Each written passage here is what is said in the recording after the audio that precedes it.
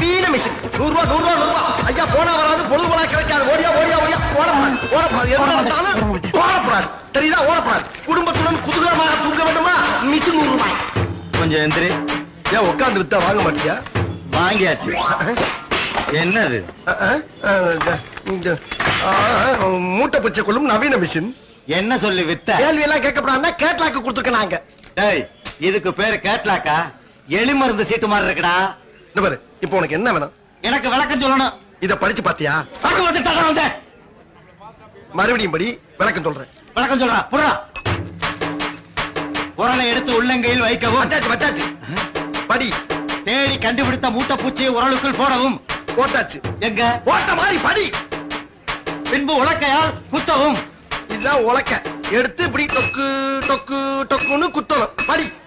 சாகவில்லை என்றால் சாகும் வரை மாங்கு மாங்கு என்று குத்தவும். மாங்கு மாங்கனா